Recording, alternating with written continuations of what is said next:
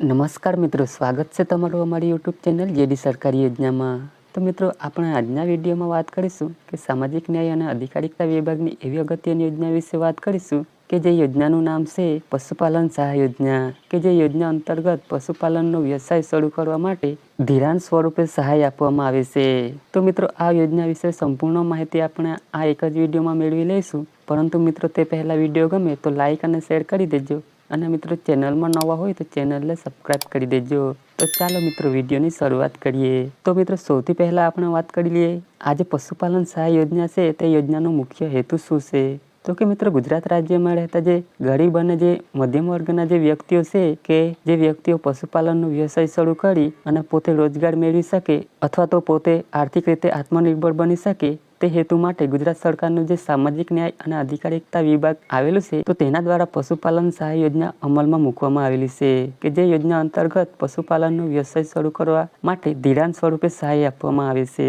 વાત કરી લઈએ મિત્રો યોજનાના લાભ વિશે, કે આ યોજનાનો લાભ છે તે કોને કોને મળવાપાત્ર થાય છે। તો કે મિત્રો, આ યોજનાનો લાભ છે તે ગુજરાત રાજ્યમાં રહેતા જે સામાજિક અને શૈક્ષણિક રીતે પછાત વર્ગના જે લોકો છે, એટલે કે રબારી, ભરવાડ, ઠાકોર અને કોળી જાતિના જે લોકો છે તે લોકોના આ યોજનાનો લાભ છે તે મળવાપાત્ર થશે।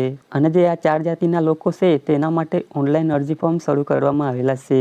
મિત્રો, આ યોજના અંતર્ગત પશુની ખરીદી માટે અથવા પશુઓ માટે કેટલ શેડ બનાવવા માટે આ યોજના અંતર્ગત ધિરાણ સ્વરૂપે સહાય છે તે આપવામાં આવે છે। તો મિત્રો, આ યોજના અંતર્ગત ઓછા વ્યાજ દર સાથે વધુમાં વધુ ₹4 લાખની મર્યાદામાં ધિરાણ સ્વરૂપે સહાય છે તે મળવાપાત્ર થાય છે। વાત કરી લઈએ મિત્રો આ યોજનાના નિયમો અને શરતો વિશે, કે આ યોજનાનો લાભ મેળવવા માટે તેના નિયમો શું રહેશે અને તેમની શરતો શું રહેશે। તો કે મિત્રો, અહીં અરજદારની ઉંમર પણ નક્કી કરવામાં આવેલી છે। મિત્રો, અરજદારની ઉંમર છે તે ઓછામાં ઓછી 21 વર્ષની હોવી જોઈએ અને વધુમાં વધુ 50 વર્ષની હોવી જોઈએ। જો મિત્રો અરજદારની ઉંમર છે તે 21 વર્ષ કરતાં ઓછી અને 50 વર્ષ કરતાં વધારે હશે તો તેવા સંજોગોમાં તે વ્યક્તિઓને આ યોજના અંતર્ગત સહાય છે તે મળવાપાત્ર થતું નથી। અને મિત્રો, અરજદારના કુટુંબની વાર્ષિક આવક મર્યાદા નક્કી કરવામાં આવેલી છે। અરજદારના કુટુંબની જે વાર્ષિક આવક છે તે ₹3 લાખ સુધીની જ હોવી જોઈએ। જો મિત્રો ₹3 લાખ કરતાં વધારે વાર્ષિક આવક હશે તો પણ આ યોજનાનો લાભ છે તે મળવાપાત્ર થતો નથી। અને તે સિવાય મિત્રો, અરજદાર કે તેમના કુટુંબના કોઈ પણ સભ્ય છે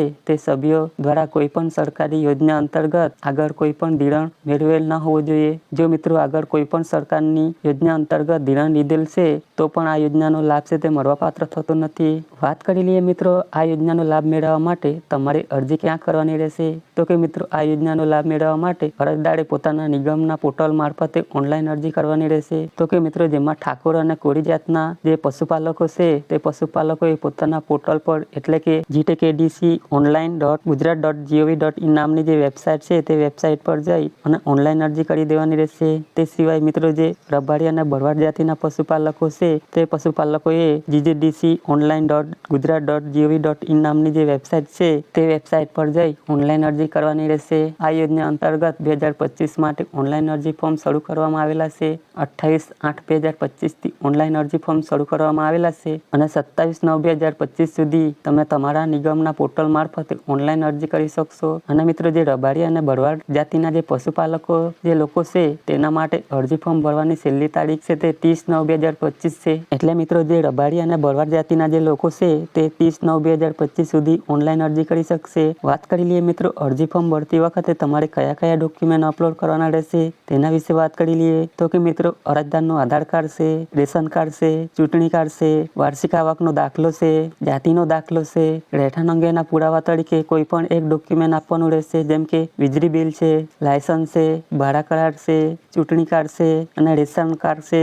આટલામાંથી કોઈ પણ એક ડોક્યુમેન્ટ રહેઠાણના પુરાવા તરીકે તમારે આપવાના રહેશે। અને જો મિત્રો બીપીએલમાં આવતા હોય તો બીપીએલનું પ્રમાણપત્ર છે, બેંક પાસબુકના પ્રથમ પાનાની નકલ અથવા તો રદ કરેલ ચેક છે। અને જો અરજદાર વિધવા હોય તો તેવા સંજોગોમાં પતિના મરણનો દાખલો છે તે આપવાનો રહેશે। અને અગાઉ ક્યારેય આ યોજનાનો લાભ નથી લીધેલ તે અંગેનું એક બાહેદારી પત્રક પણ આપવાનું રહેશે। તો મિત્રો, આટલા ડોક્યુમેન્ટ અરજી ફોર્મ ભરતી વખતે તમારે અપલોડ કરવાના રહેશે। તો આવી રીતે મિત્રો પશુપાલનનો વ્યવસાય શરૂ કરવા માંગતા જે પશુપાલકો છે તો તેમના માટે અગત્યની ધિરાણ યોજના કહી શકાય કે પશુપાલન સહાય યોજના, કે જે યોજના અંતર્ગત પશુપાલનની ખરીદી માટે અને કેટલ શેડ બનાવવા માટે ₹4 લાખની મર્યાદામાં સહાય આપવામાં આવે છે। તો મિત્રો, આશા રાખું છું વિડીયો પસંદ પડ્યો હશે। જો મિત્રો વિડીયો પસંદ પડ્યો હોય તો લાઇક અને શેર કરી દેજો, અને મિત્રો ચેનલમાં ન હોય તો ચેનલને સબસ્ક્રાઇબ કરી દેજો।